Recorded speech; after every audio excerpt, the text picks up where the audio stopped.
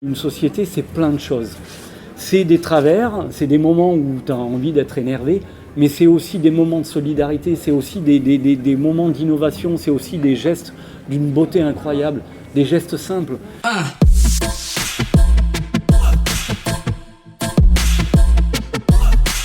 Moi, j'ai commencé par faire une formation d'acteur. D'accord. Et pour payer mes études, j'ai été chauffeur dans un festival à Château-Vallon. Et puis j'ai commencé à voir des spectacles de danse. Au début, j'ai trouvé... T'avais quel âge ? Ah, j'avais 20 ans. Donc t'as pas dansé avant 20 ans ? Non. J'ai dansé... Attends, c'est une blague. Non, c'est pas Avant une blague. 20 ans, tu n'avais jamais dansé de ta Non, vie ? j'avais jamais dansé de ma vie.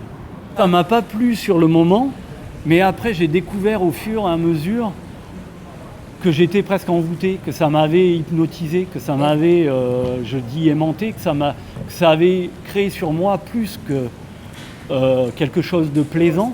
Ça avait contribué à me faire dériver.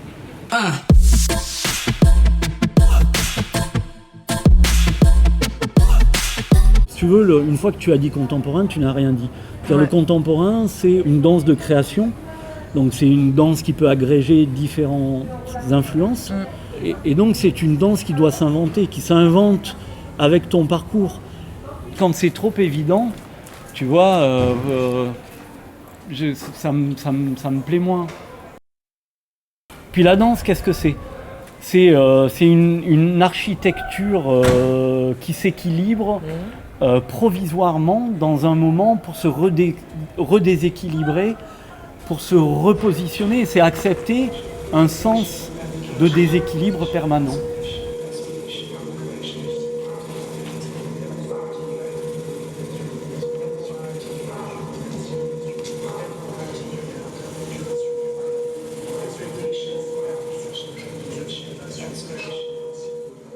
Donc j'ai la chance, on va dire, avec ma compagnie et parfois moi comme chorégraphe, quand j'ai des commandes en Argentine, au Chili ou au Japon ou ailleurs, j'ai la chance de pouvoir rester, avoir un processus de création ailleurs. Quand moi je peux poser ma tente et rester pendant un mois ou un mois et demi ou parfois plus longtemps. J'ai eu la Villa Kujuyama, donc je suis resté pendant 5 mois au Japon, à Kyoto.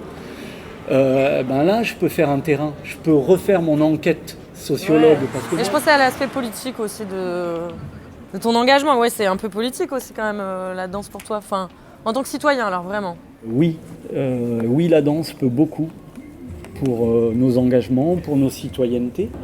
Parce que c'est la partition exacte du singulier et du collectif. À tout moment, la danse joue avec ça.